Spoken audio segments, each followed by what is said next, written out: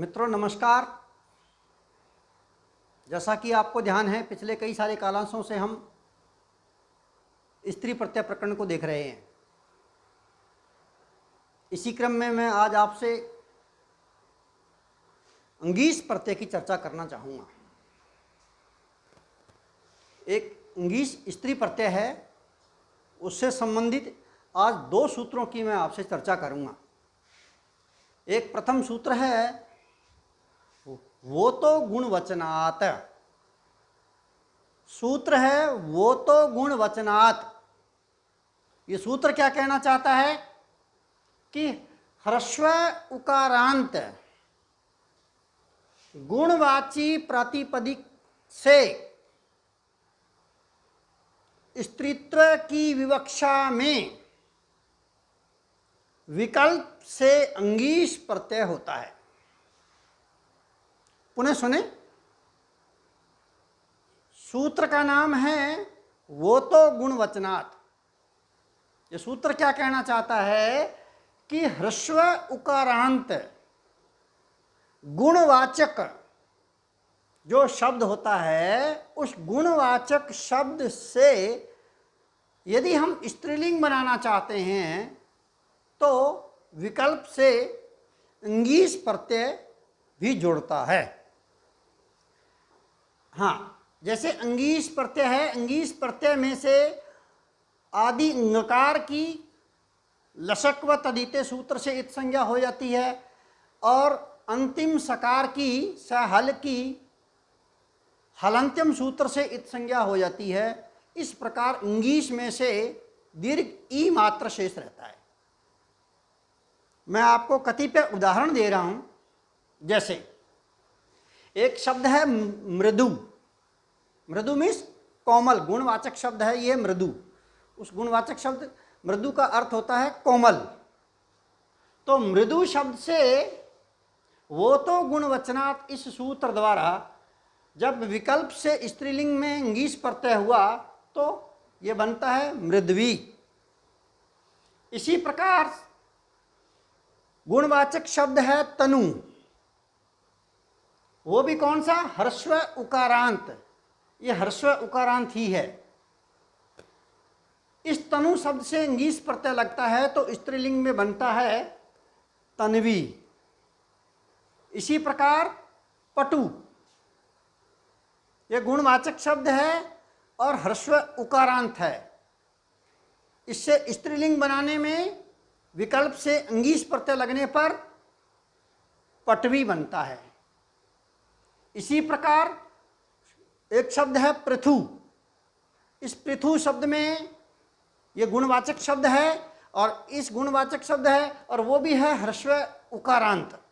इससे स्त्रीलिंग बनाने के लिए विकल्प से अंगीस प्रत्यय जुड़ता है तो बनता है पृथ्वी।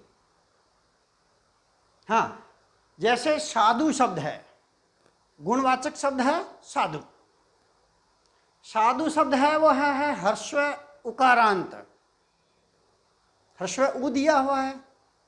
इसको स्त्रीलिंग बनाने के लिए विकल्प से अंगीस प्रत्यय लगा तो बना साध्वी। क्या बना? साध्वी। इसी प्रकार गुरु शब्द है, ये गुणवाचक शब्द है। इस गुरु शब्द से स्त्रीलिंग बनाने के लिए विकल्प से अंगीस प्रत्यय लगने पर बनता है गुरवी। और सर्वप्रथम मैंने उदाहरण दिया था आपको मृद्वी। इस शब्द की आपको शुद्धि करके बता रहा हूं, सुनिए।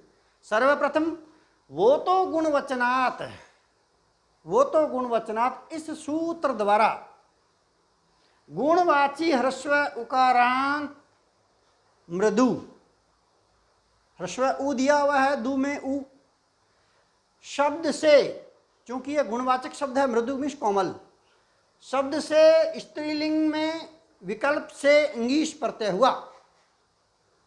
अंगीस में भी मित्रों आदि का दिया हुआ अंगकार है वह लशक व तदिते सूत्र से और अंत में दिए हुए सकार की सहल की हलंत्यम सूत्र से इत संज्ञा होती है तो दीर्घ ई मात्र शेष रहा। इस प्रकार स्थिति बनी मृदुधन ई। अगला सूत्र है इको यणचि। इको यणचि सूत्र द्वारा इक के स्थान पर यण आदेश हो गया। तो इस सूत्र से दू के ह्रस्व उ को वह हल आदेश हो गया, क्योंकि आगे अच दिया हुआ है ई दीर्घ ई, इसलिए द को वह हल आदेश हो गया। तो बना मृ द हल वह हल धन ई, दोनों को मिलाया तो बना मृद्वी। क्या बना? मृद्वी। अब देखिएगा, चूंकि ये स्त्रीलिंग शब्द है इसलिए ज्ञाप प्रतिपदिकात सूत्र द्वारा मृद्वी की प्रातिपदिक संज्ञा हो गई। सबोजस सूत्र से प्रथमा विभक्ति के एकवचन में मित्रों सु प्रत्यय, और हलंग्या भव्य सूत्र से सहल का लोप होने पर मृद्वी प्रयोग मित्रों सिद्ध होता है। जैसा मैंने आपको बताया, ये वो तो गुणवचनात् सूत्र विकल्प में आया हुआ है, जहां मृद्वी नहीं होगा विकल्प से, वहां मृदु शब्द ही रहा। उस मृदु शब्द से सुबोजस सूत्र से प्रथमा विभक्ति के एकवचन में सु और स हलंत का रुत्व विसर्ग करने पर मृदु, इस प्रकार से मृदु शब्द बन जाएगा। दूसरा अंगीश प्रत्यय का एक सूत्र है पुयोगात आख्यायाम। एक सूत्र है, क्या सूत्र? पुयोगात आख्यायाम। ये सूत्र क्या कहना चाहता है? औ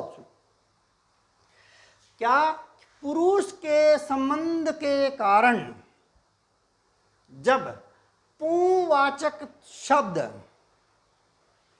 स्त्रीलिंग में प्रयुक्त हो तो उस अदंत प्रातिपदिक से परे ङीस प्रत्यय होता है। ठीक है, यहां विकल्प नहीं है, ध्यान रहे इस बात का, यहां विकल्प नहीं है।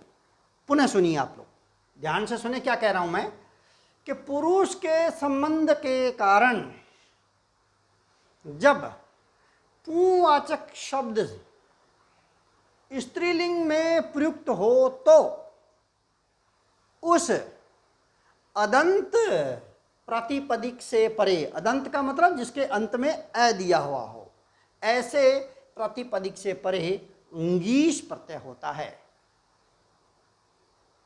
कहने का मतलब यह है कि जब पुरुषवाचक कोई शब्द हो और वह अदंत हो, उसको स्त्रीलिंग बनाने के लिए ङीस जोड़ा जाता है। ङीस में से भी मित्रों लसक व तदिते सूत्र द्वारा ङकार की ङ की इत संज्ञा हो गई, और सकार की स हल की हलंत्यम सूत्र से इत संज्ञा होने पर दीर्घ ई मात्र शेष रहा। कतिपय उदाहरण दे रहा हूं आपको, देखें आप ध्यान से सुनिए। जैसे गोप शब्द है, अदंत है, पुल्लिंग शब्द है। इस अदंत पुल्लिंग शब्द को स्त्रीलिंग बनाने के लिए पुयोग्यात आख्यायाम उक्त सूत्र से ङीस प्रत्यय हुआ। ङीस प्रत्यय होने पर बना गोपी। क्या बना? गोपी। जैसे शूद्र शब्द है, अदंत दे रखा है, शूद्र शब्द पुल्लिंग है, दोनों शर्तें लागू हो रही हैं। अदंत हो, पुल्लिंग हो, और उसको स्त्रीलिंग बनाना चाहते हो तो ङीस प्रत्यय जुड़ेगा। तो ङीस प्रत्यय लगा तो बना शूद्र से शूद्री। क्या बना? शूद्री। इसी प्रकार ब्राह्मण, ब्राह्मण से, ब्राह्मण अदंत शब्द है, पुल्लिंग शब्द है, इससे स्त्रीलिंग बनाने के लिए ङीस जुड़ा तो बना ब्राह्मणी। क्या बना मित्रों? ब्राह्मणी। एक शब्द है महापात्र। क्या है? महापात्र। इस महापात्र में अदंत है, पुल्लिंग शब्द है, इसको स्त्रीलिंग बनाने के लिए ङीस जोड़ा तो बना महापात्री। क्या बना? महापात्री।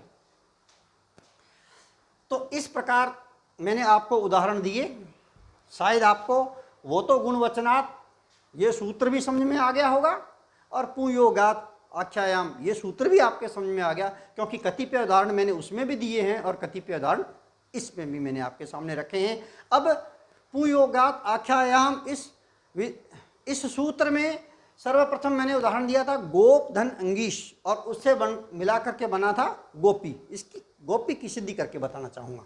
आइए देखिए, सर्वप्रथम पुयोगात आख्यायाम, इस सूत्र द्वारा पुरुषवाचक अदंत प्रातिपदिक से, जिसके अंत में दिया हो, पुल्लिंग हो, ऐसा प्रातिपदिक से गोप दे रखा है, से इंगीश प्रत्यय हो गया स्त्रीलिंग बनाने के लिए, तो गोप धन इंगीश, इंगीश में भी दीर्घ ई शेष रहा, तो बना गोप धन दीर्घ ई।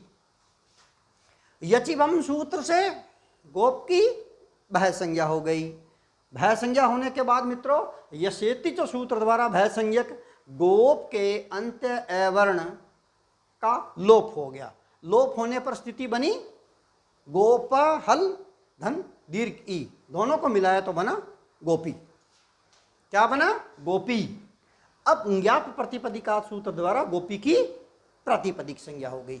स्वोज सूत्र से प्रथम विभक्ति के एकवचन में सु प्रत्यय, तो बना गोपी धन सु, और हलंग्या भव्य सूत्र से सहल का लोप होने पर गोपी प्रयोग मित्रों सिद्ध होता है। तो मैंने आज आपके सामने दो उदाहरण रखे हैं। एक तो मृदु, ये विकल्प से बना है, वो तो गुणवचनात् सूत्र से, और इसका विकल्प के अभाव में विकल्प से बना मृद्वी, और विकल्प के अभाव में बना मृदु। क्या?